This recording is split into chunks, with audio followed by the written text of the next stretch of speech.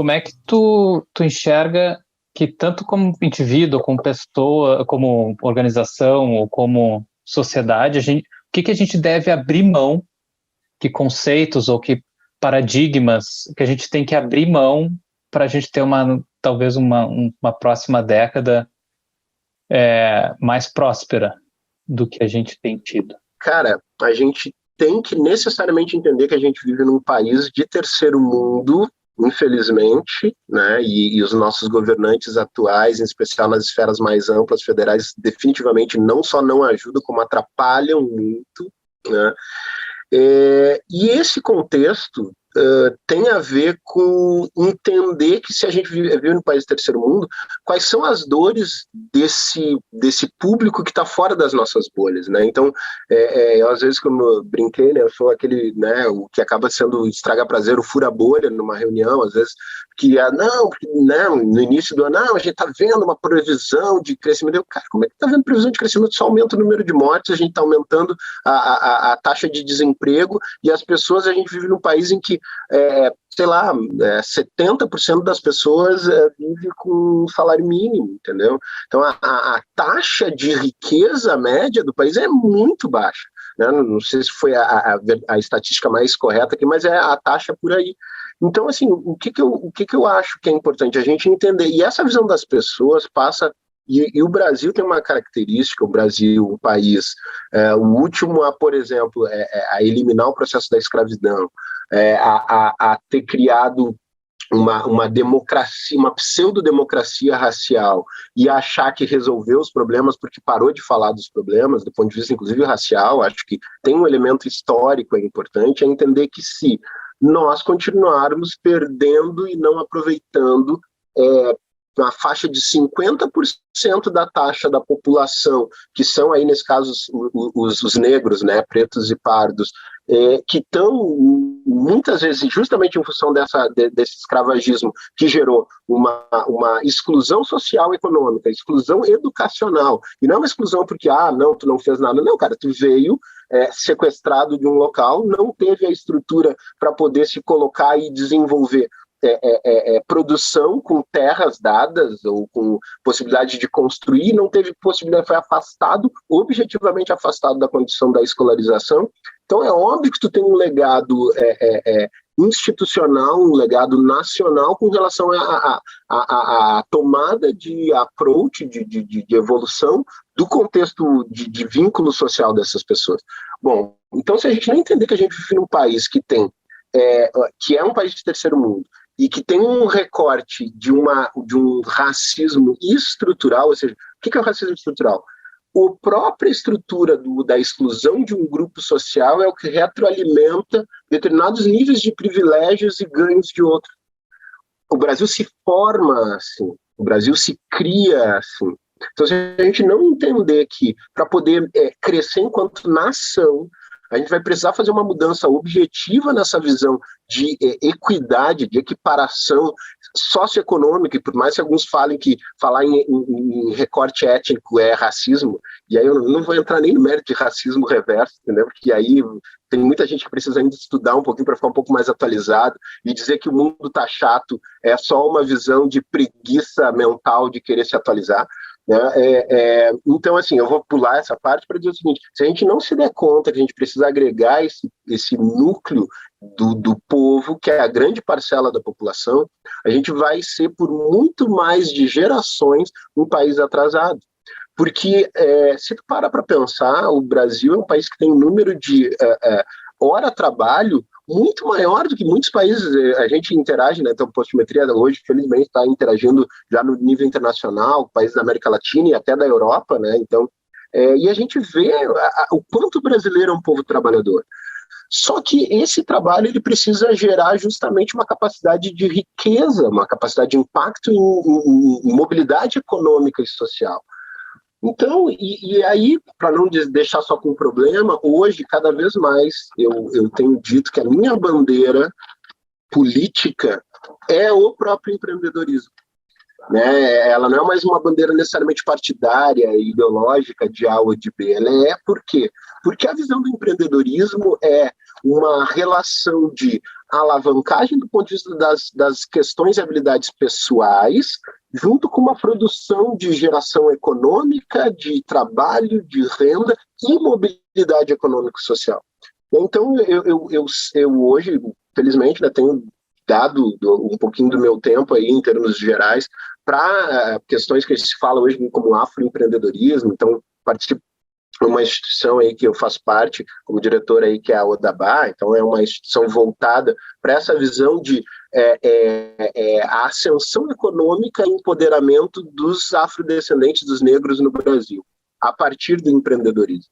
Então, a gente tem esse slogan, não é nem o slogan, mas esse DNA, esse foco, porque a gente entendeu que está aí um grande elemento, nem que todo mundo tem que ser empreendedor, mas a visão de produzir, né, de gerar riqueza a partir da exploração não das pessoas ou só dos recursos e fins econômicos, mas sim do trabalho, que gera objetiva riqueza para dentro da nação, é o possível segredo. E tem um elemento interessante aí de antecipação que, né, é interessante, tem um recado aí que fala que se a gente não começar a olhar para dividir um pouco essa igualdade, então eliminar a desigualdade social, vai ser muito ruim a gente começar a perceber quando a favela começar a descer para o asfalto e não for carnaval, depois que acabar a pandemia. Né? Então, é um elemento de alavancagem social objetivo que a gente precisa tratar.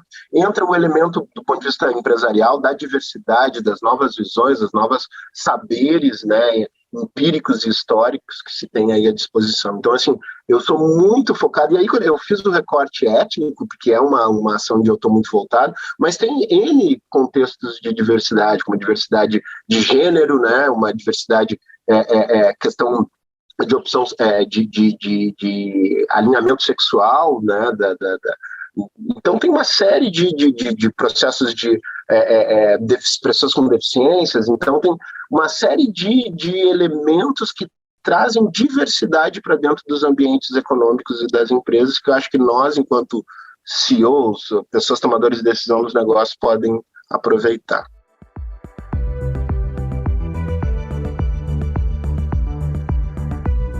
Na tua fala, eu estava me lembrando de uma notícia que eu li de uma pesquisa que saiu recentemente sobre como que a confiança da população ela tem sido cada vez menor nas esferas públicas e cada vez maior nas empresas. Se não me engano, já virou 50% para empresas, né? Então, as pessoas estão acreditando muito mais na iniciativa privada de empresas do que iniciativas governamentais, o que, se a gente colocasse aí num tempo pós-guerra, seria bem diferente. Claro. E aí, dentro do que tu coloca... Passa um pouco pela incompetência, muitas vezes, das estruturas das esferas de governo, né? Eu não tenho uma visão de que o Estado tem que ser o detentor da tomada de decisão do crescimento social, mas eu ainda não vi um elemento de crescimento enquanto nação que não tenha tido um elemento também motivador e orientador, não no sentido só de alavancar, mas de orientador de ter um plano de nação a partir desse Estado. Porque, assim, mesmo quem prega o Estado mínimo, hoje prega o Estado mínimo quando se basou o seu crescimento em cima de um Estado de orientação. Né? Então, cara, aqui a gente entra no espectro econômico, mas o ponto-chave eu não tenho engessamento mental. Se eu morasse na Suécia, para mim era muito tranquilo pensar em meritocracia e livre comércio e livre Estado. Como eu moro no Brasil, com todas as deficiências de infraestruturas e sociais que a gente tem, não tem como pensar em algo, um laissez-faire do Estado ou deixar na condição pura e simples da visão de concorrência, porque também o Estado deixado a ermo leva à concentração de renda e exploração específica das individualidades. Então, precisa de regulação, como tudo na vida. Como tudo na vida. Mas a minha pergunta era no sentido... tu acredita que as empresas têm um papel relevante para provocar algumas mudanças estruturais? Muito, muito, muito. Inclusive, assim, o quanto ela deve se omitir ou o quanto ela deve participar de uma mudança. Claro. Até porque nós estamos vivendo num momento que a internet trouxe, né? A internet trouxe várias mudanças nessas relações sociais. E uma delas, que hoje que a gente chama das big techs, né? O efeito desse crescimento da internet. Hoje a gente já tem estados, empresas que têm PIBs de nações, que têm quantidade de incidência sobre pessoas muito mais do que muitos países. Então, tanto do ponto de vista macro, as empresas já são detentoras e organizadoras da relação social, quanto do papel. Eu acho que aí entra um outro contexto. O papel das empresas é sim de ser... Toda empresa é uma microcélula social, né? Então, se parar para pensar, nós, enquanto trabalhadores de empresas, né, seja lá o papel que se tem, a gente muitas vezes passa muito mais tempo no ambiente de negócios, seja ele virtual do que com a nossa família, né? Então, a gente passa horas a fio nisso. Então, entender os aspectos que as empresas podem ter de approach dentro da sociedade é essencial.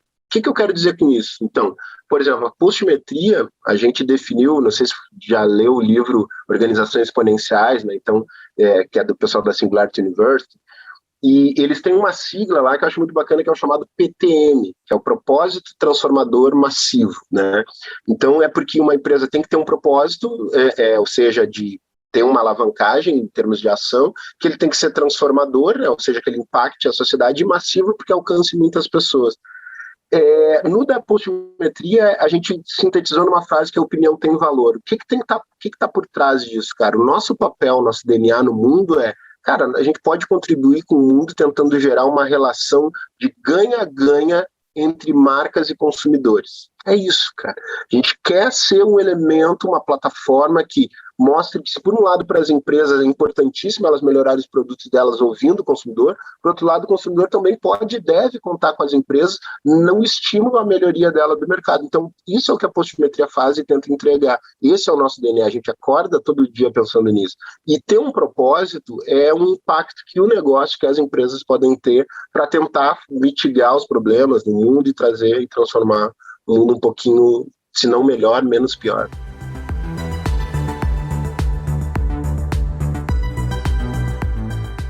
A educação, a informação, ela muda vidas, ela salva vidas, ela muda o jogo, cara. Não tem um país desenvolvido hoje, e em especial esses que a gente vê como expoentes do desenvolvimento no hoje, que não tenha, em dado momento, feito um plano.